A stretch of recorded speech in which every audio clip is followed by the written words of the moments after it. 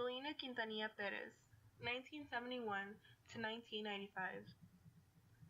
For millions of fans around the world, the murder of Selena Quintanilla Perez was devastating.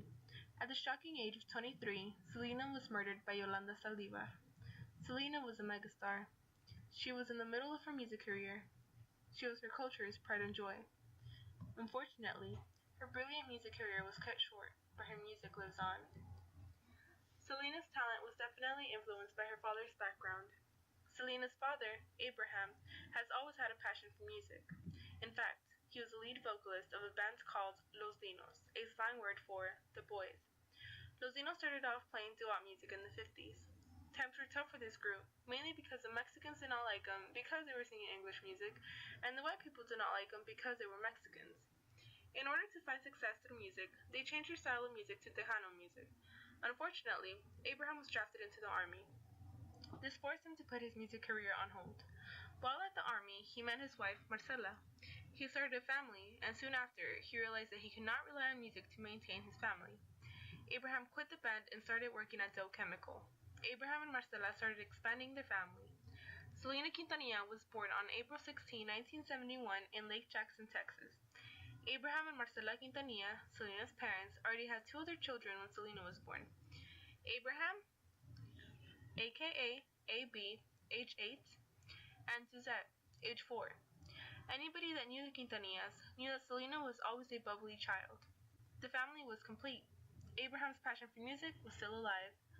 Because the conditions for him to pursue music once again were not right, he started to teach his children how to play. Abraham started off with AB, the oldest son. Abraham's friend offered to give him a bass guitar and an amplifier, and Abraham accepted it. He started teaching AB how to play the bass at the age of 13. AB fell in love with it.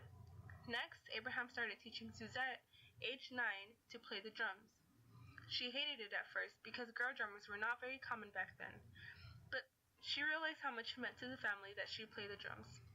It was then when Abraham was playing his guitar in their home, when all of a sudden Selena came to his knee and began to sing. That was when Abraham discovered Selena's talent. Her voice amazed him. After a year or two, Abraham introduced his kids to playing in a band. At the time, Lake Jackson's oil industries were prospering and music was working out for the family. For the Quintanillas, things were going great. Abraham decided to open a restaurant. The family's restaurant was called Papagayos. Because the restaurant took a lot of time and effort to manage, Abraham quit his job to dedicate all his time to the restaurant. Abraham built a stage and a small dance floor in the restaurant where customers could enjoy great music and dance if they wanted to. He made his kids and their band, now called Selena y los Dinos, perform every Friday, Saturday, and Sunday. Aside from the kids performing at the restaurant, Abraham would try to get them to play at several places in Texas. Just when everything was perfect for the Quintanillas, came the recession of 1982. This occurred because of Ronald Reagan's Economics Tax Recovery Act. This caused a high unemployment rate in the United States. As the oil industry suffered, the restaurant's customers began to disappear. Soon after, the restaurant closed because it went bankrupt. This was a major disaster for the family because not only was the restaurant a source of income for the family, but a dream that did not last very long. In fact, the restaurant closed less than 2 years after it opened. Other than the loss of the family restaurant, the Quintanillas lost their home. After the restaurant closed, the family moved back to Abraham's hometown in Corpus Christi. They could not afford much. The only thing that was providing the family with money was a family band. Abraham tried even harder to get a place that would allow the kids to play for money. Things got so bad that the family could not afford to purchase a fast food meal. At one point, Marcela kept insisting to Abraham to go to the food stamp place to apply. Abraham hated the idea because of his pride as a Hispanic man. Eventually, Marcela convinced him. Selena was accompanying her parents. As soon as they walked into the building, a woman said, "Hey, look, it's that little girl that sings." That was when Abraham said, "We're in the wrong place," and walked right out. Abraham was determined to make a career of Selena and her band. At this point, music was the only source of income for the family. Again, Abraham tried to get a gig wherever he could for anyone who would pay them. With the family moving around a lot, it was hard for Selena to continue attending school on a daily basis. Selena was taken out of school and spent most of her time on the tour bus studying and learning. Selena completed her high school diploma on the road through corresponding courses. With all this traveling and playing at different places, Selena and the band found success.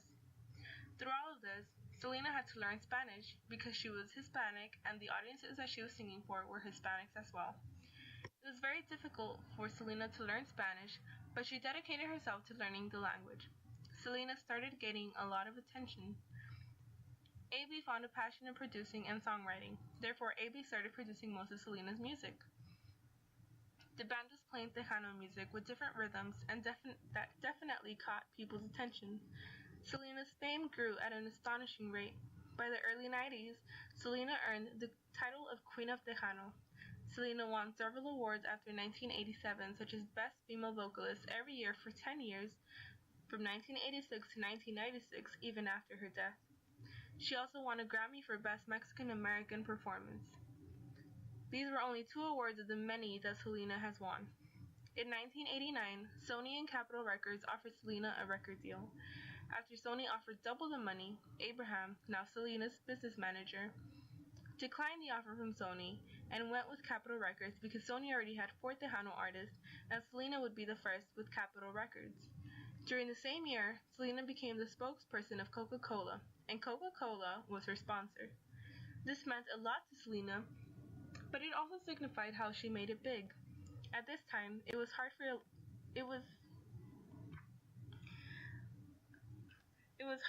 a female to make it big, and having a Hispanic family as a spokesperson was unheard of. Selena's band kept growing. The band was in need of a guitarist. AB introduced Chris to the band.